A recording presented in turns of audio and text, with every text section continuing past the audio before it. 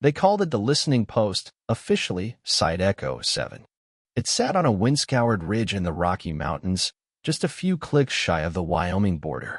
The whole station was a squat concrete bunker with a weather mast, an old diesel generator, and a satellite dish that hadn't been functional since 2014. It was my third week there. Night shift. Alone. I was a contractor, nothing fancy, just someone to monitor incoming shortwave signals, log them, and make sure the equipment didn't catch fire. Nobody explained why we were still monitoring analog frequencies in 2023. I assumed it was some forgotten Cold War relic the government couldn't bring itself to shut down. The first 2 weeks were boring. Static. Occasional ham radio chatter. One time I picked up someone speaking Polish. I logged it. That was it. But on the night of October 12th, everything changed. It started at 2:07 a.m. The static I'd grown numb to suddenly went quiet. Not gone, just calm, like a lake going still before a storm. Then a low clicking began in my headphones. Rhythmic. Intentional. Like a code. I pulled off the headset and checked the logs. No transmission scheduled. I marked it anyway. Then came the voice. A man's voice. Barely audible, like it was buried under snow. It wasn't a language I recognized. No modulation tag, no call sign, no encryption pattern. Just 4 words, repeated over and over. I wrote them down phonetically. Esh, Tavo, Lion, Dirac. I rewound the tape. Same thing. I turned up the gain, not recommended, and suddenly the voice came through louder, clearer. Too clear. Esh Tavo Lion Dirac. And then, in perfect English. Do not listen. I yanked off the headphones. The room felt colder. My skin prickled. At first, I thought someone was messing with me. Maybe the new guy prank, pump a weird signal into the relay and spook the rookie. But that would require someone else on site. And I knew I was alone. The access logs confirmed it. Still, I went to check the hallway. Empty. The wind outside howled against the blast doors. I came back, headset in hand, and stared at the tape. It was still running. Still recording. The voice hadn't repeated. It had stopped after that English warning. Just static again. I logged the event, printed a report, and faxed it to Denver HQ standard protocol. Then I made a mistake. I rewound the tape, plugged in the headset, and played it again. This time, the voice wasn't just a transmission. It spoke to me directly. Nathaniel, you already heard it. I froze. No one knew I went by Nathaniel. My file said Nate. I ripped the headset off and stumbled away from the console. My heart was hammering in my chest. That's when the hallway lights went out. One by one. Click, click, click. I stared at the control panel. The backup battery was online. There was no reason for lights to fail. But then the hum started, not from the equipment, but from beneath the floor. Deep. Vibrational. Like a massive tuning fork vibrating under the earth. Then came the whisper. Not in my ears. In my head. Come below. There wasn't a below. Echo 7 was a single-level station. Or so I thought. I grabbed my flashlight and checked the service blueprint on the wall. There it was. A hatch I'd never noticed. Maintenance sub-level A. No one ever told me about it. But now, I couldn't not see it. The whisper came again, louder. Come below. We remember you. The hatch was sealed. Thick, circular, bolted like something from a submarine.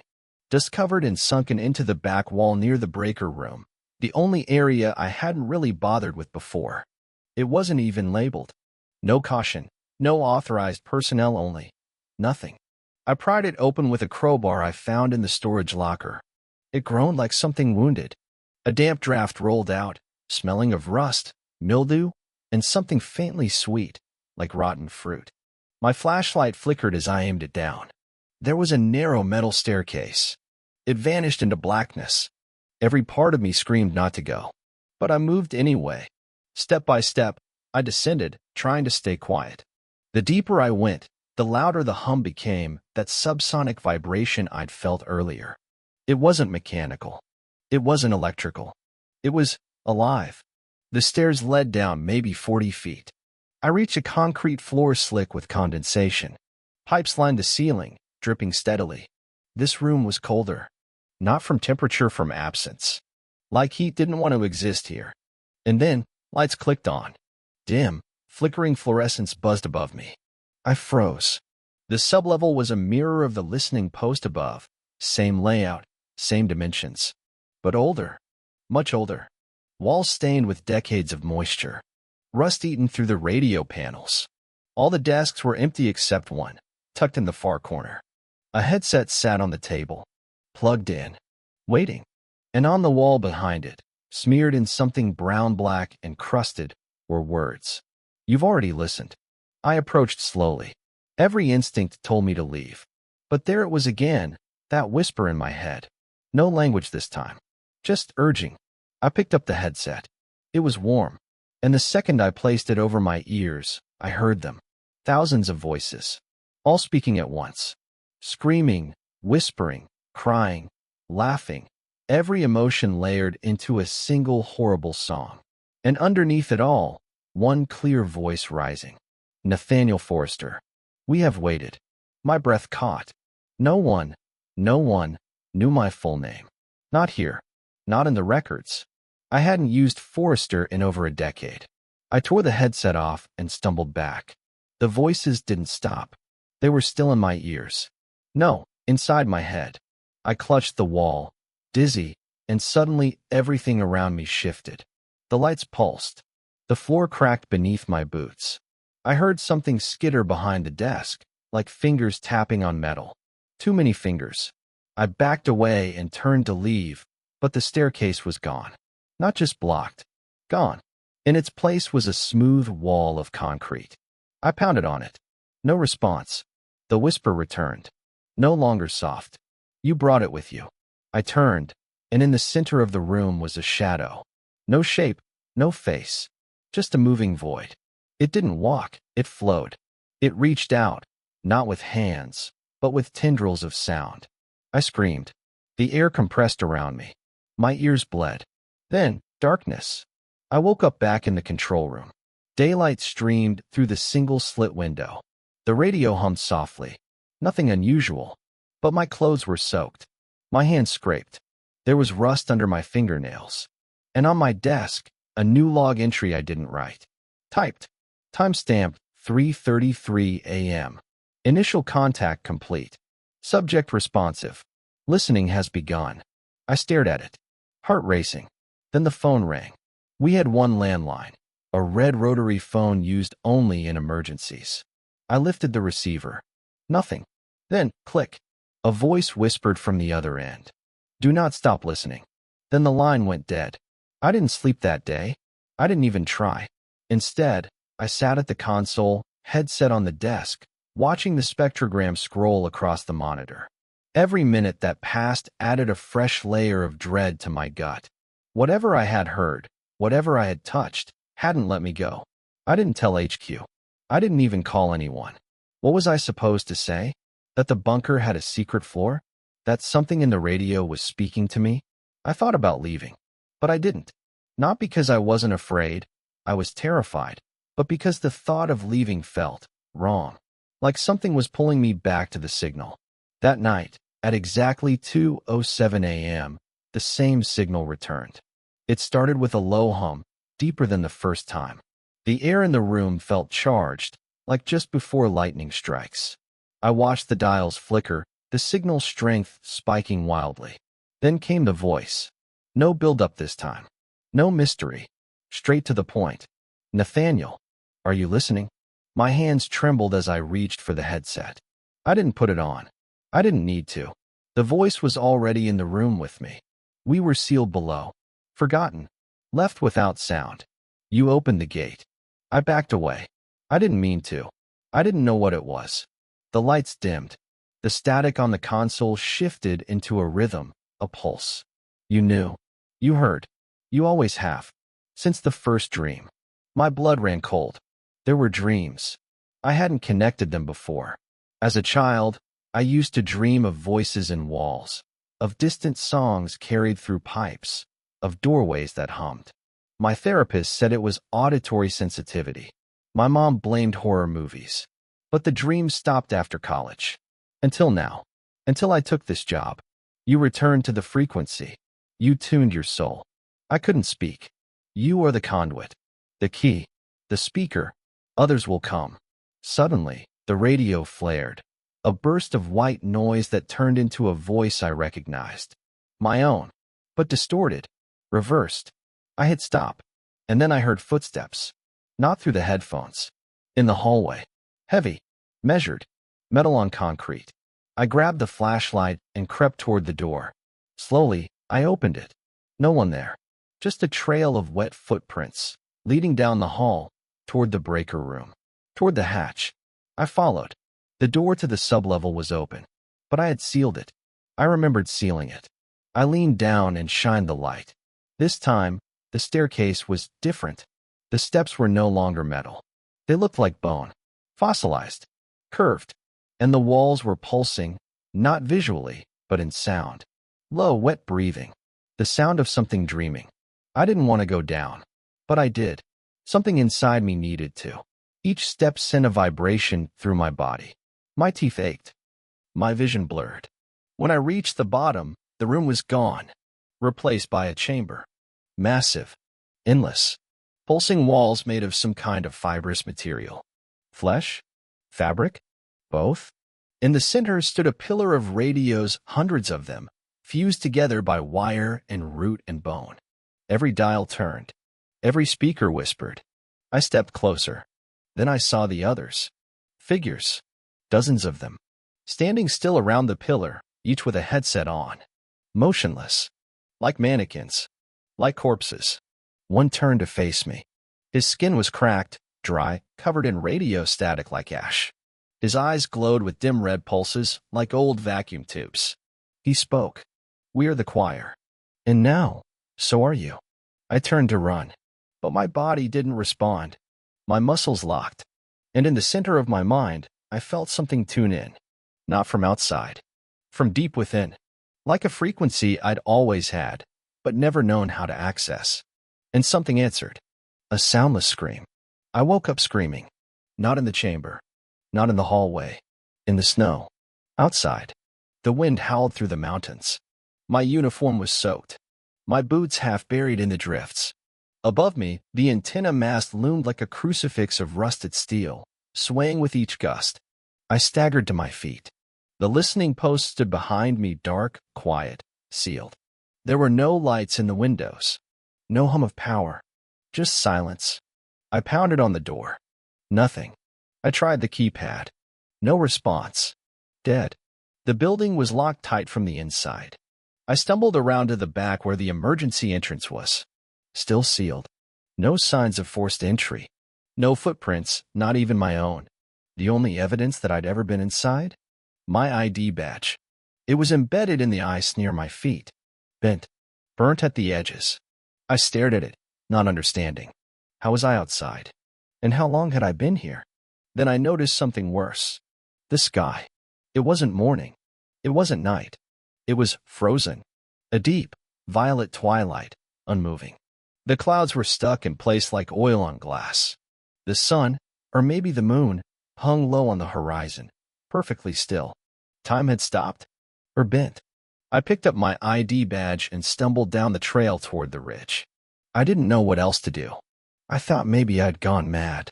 Maybe I'd imagined the entire thing. The voice, the chamber, the choir, a hallucination. But then I saw the truck. It was mine, parked exactly where I'd left it. But the tires were flat. The windshield was frosted on the inside. And carved into the hood, in jagged lines like claw marks, were the same 4 words I'd heard the first night. Eshtavo Lyandirak. I climbed in and tried to start the engine. Dead. Radio? Dead. But the cassette deck, which I'd never used, clicked on. And my voice played. You left us here. You promised you would listen. I ripped the tape out and threw it into the snow. Then came the sound again. Not in my ears. Not in the air. In the metal. The truck vibrated. The dashboard cracked. The frequency was inside the engine block, inside the bolts. I threw open the door and ran. Back up the hill. Back toward the station. But the building was gone. In its place was a crater. Not a fresh one, an old one. Blackened. I saw melted concrete, rebar curled like fingers, and broken glass, as if the listening post had never been there or had been destroyed decades ago. But I had just been inside it, hadn't I? Then I heard the singing. From below the crater. A single voice at first. Then more. Hundreds. Thousands. A chorus building into something beautiful and awful. I dropped to my knees. My ears bled again. My head burned. I looked at my hands, and they weren't my hands. They shimmered, flickered, between flesh and signal, between muscle and static. I was changing, not physically, at a frequency level, like my entire being was being rewritten, broadcast. I screamed, and from the echo of my scream came answers, not from outside, from everywhere. You are one of us now. Your voice joins the signal. The world will listen. Then blackness. I opened my eyes in a hospital bed. Bright lights. Beeping monitors. A nurse calling for someone down the hall. I couldn't move, but I could hear. Not with my ears. With my mind. Voices outside the building. People walking by. Someone crying in the lobby. I could hear their thoughts. I screamed. At least I tried. Nothing came out. Just static. The nurse returned with the doctor. They looked at me like I was a ghost. The chart on the wall said, Patient, unknown male, found 3 miles south of Echo Ridge. No ID. Severe hypothermia. Estimated time exposed, 36 hours. Impossible. I was only out there for minutes. The doctor leaned in. Can you speak? I shook my head. He frowned. We'll try again later. They left me alone. And then, the intercom crackled. We're still listening, Nathaniel. We never stopped. The hospital faded. The lights dimmed. And somewhere, beneath the floor, behind the walls, inside the wiring, the choir began to hum again. I didn't stay long in the hospital. 3 days, they said. I don't remember them. The nurses came and went, talking to me in tones reserved for the mentally ill or the dying. I nodded when they expected it, blinked when they told me to. But I wasn't in that bed. Not really. I was listening. Every hour of every day, I heard things I shouldn't. The fluorescent lights in the hallway buzzed Morse code. The ECG monitor pulsed not in my heartbeat, but in message. The glass of water on my nightstand shimmered faintly with low-frequency vibrations. And every night, when the world got quieter, the voices returned. They didn't scream anymore. They didn't whisper. They spoke in complete thoughts, layered into the static. They told me of things long buried. Things beneath deserts, behind glaciers, inside failed satellites. They spoke of frequencies that think, that feed on attention, that become stronger each time they are heard. And they told me I was one of them now. Not entirely human, not entirely machine, but something in between. I left the hospital in a donated coat and a pair of second-hand boots. My name was not on the discharge form, just unidentified male. I didn't correct them. The world looked the same, but sounded different. Cars buzzed like insects, voices in the streets carried trails of thoughts behind them. I passed a woman arguing on the phone, but what I heard was the emotion she didn't say, shame. A man walked past me whistling, but the tune was laced with regret. I could hear the world's inner monologue. And above it all, the choir. Distant, but never gone. Waiting. I rented a room near the train station in a town I didn't recognize. I stopped using electronics. No phones. No radios. I even pulled the battery out of the smoke alarm. But it didn't help. The signals didn't need machines anymore. They used me. Sometimes I woke up at 3:33 a.m. with blood dripping from my ears and strange coordinates scribbled on the wall in a handwriting I didn't recognize. Other times, I found pages torn from books I never owned, words circled, rearranged, rewritten into new meaning. I tried to write it all down, to track it, to make sense of it. But the more I wrote, the more the voices sharpened. Transmit. Share. Let them hear. One night, I bought a cheap handheld recorder from a pawn shop and locked myself in the room. I pressed record, and I spoke. For 6 straight hours. I don't remember what I said. When I played it back, there was no voice. Only static. Then, beneath it, the choir. They spoke in my cadence, using my voice, but saying words I didn't understand. Not until later. When I uploaded the recording online, I gave it a fake name. Signal Artifact A7.avi. No explanation. No context. Within a week, it had 10 views. Then 300. Then 2,000. The comments came fast. Why did I hear someone calling my name? My dog started barking halfway through this and won't stop. There's a message in the background. Played it in reverse and it said, "I'm here now." I tried to delete it, but the file wouldn't go away. Even when I wiped my drive, threw the laptop off a bridge, the signal stayed. It spread. Clips appeared in reaction videos. Edits of edits. Background noise and ghost hunting TikToks. Someone even turned it into a dark ambient album.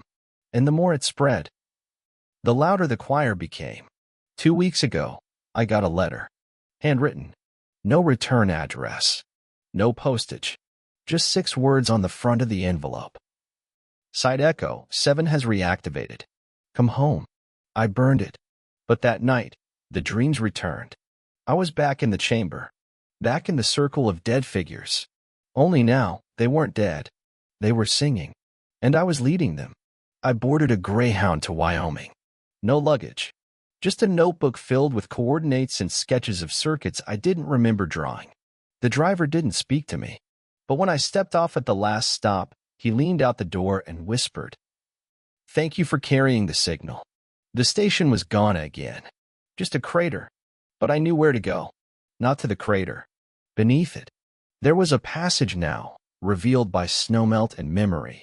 I descended without hesitation. The hum welcomed me like an old friend. At the bottom, the chamber. Flesh and wire, bone and signal, all waiting. Pulsing. The choir stood silent. I took my place in the center. The radios sparked to life. A single transmission tone pierced the dark. Now. And I opened my mouth. I am still there. I am speaking.